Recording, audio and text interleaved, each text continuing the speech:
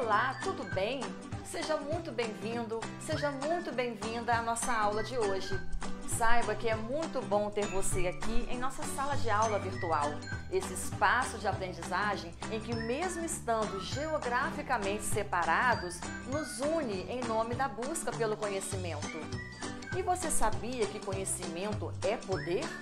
Sim, quando conhecemos algo, temos condições de fazer coisas que não poderiam ser feitas porque o conhecimento nos capacita para muitas realizações. E como vamos tratar nessa aula do Dia das Crianças, essa data tão alegre, tão vibrante, porque criança é vida e alegria, faremos uma abordagem acerca da defesa dos interesses e dos direitos das crianças, que só é permitida através do conhecimento desses direitos.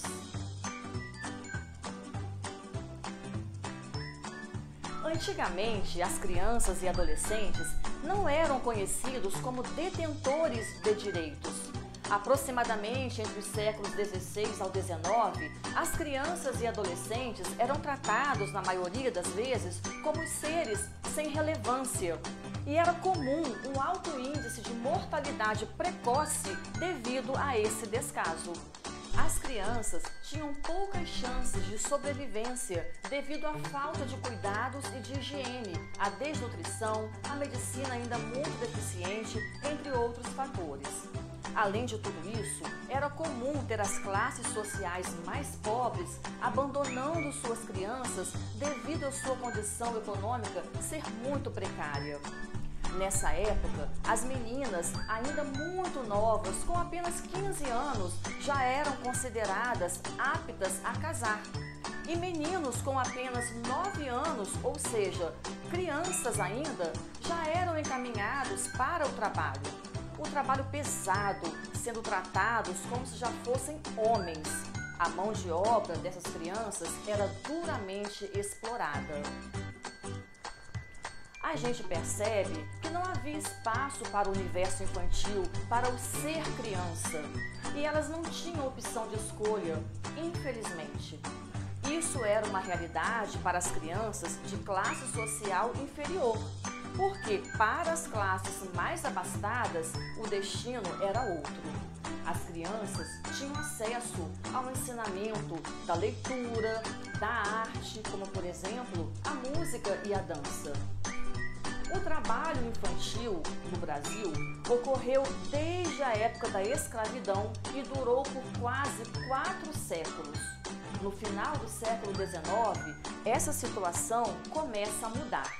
Surgem os princípios universais de liberdade, igualdade e fraternidade, passando a demonstrar preocupação também com as crianças e adolescentes. Então, entende-se que seria possível a criação de uma sociedade igualitária e até mesmo com a criação de leis específicas para este fim. No século XX, surgiu a ideia de proteção e cuidado, e isso foi essencial para a instituição de códigos que viriam a defender os interesses e direitos das crianças.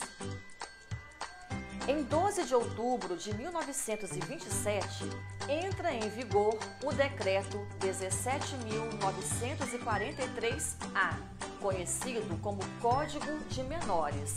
E a partir deste momento, a legislação brasileira passou a refletir, a ter um olhar especial para as crianças e adolescentes. É o início da implantação de alguma proteção à criança. Digo alguma porque não contemplava todas as crianças, mas somente aquelas abandonadas ou tidas como delinquentes, fora da casa dos pais. Mas em 1948 temos a Declaração Universal dos Direitos Humanos que diz: todo ser humano tem direito à vida, à liberdade e à segurança pessoal. Ninguém será submetido a tratamento cruel, desumano ou degradante.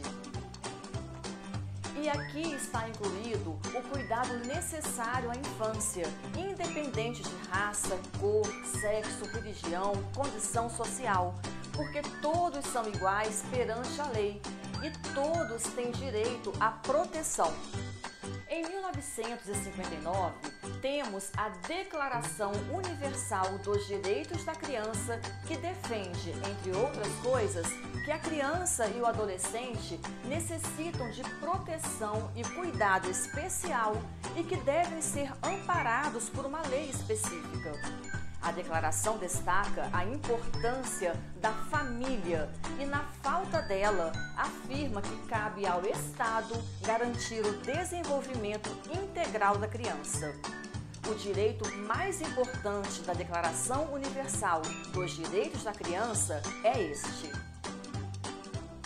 Toda criança tem direito à proteção especial e a todas as facilidades e oportunidades para se desenvolver plenamente com liberdade e dignidade. Desde o dia em que nasce, toda criança tem direito a um nome, a uma nacionalidade, ou seja, a ser cidadão de um país. As crianças têm direito a crescer com saúde. E a Constituição Brasileira de 1988 torna a criança e o adolescente sujeitos de direitos e de garantias fundamentais. Conseguiu entender a importância de todo esse aparato legal em prol da criança e do adolescente? Eles eram seres tratados com um olhar diminutivo e basicamente sem reconhecimento. Então, esses movimentos que legitimam os direitos dizem respeito ao amparo ao qual toda criança merece receber. Esse é um tema ainda atual, não obstante todas essas conquistas, uma vez que ainda vemos crianças e adolescentes abandonados no país. Muita coisa ainda necessita ser mudada. É dever da sociedade cobrar das autoridades competentes que façam valer a lei, porque trata-se de grupos vulneráveis que muitas vezes são vítimas da violência, de abuso e de negligência. Espero ter contribuído um pouco mais com seus conhecimentos, que a partir de agora o Dia das Crianças tenha um novo significado em sua vida e que você saiba o quanto ela é importante. Feliz Dia das Crianças! Um abraço, tchau!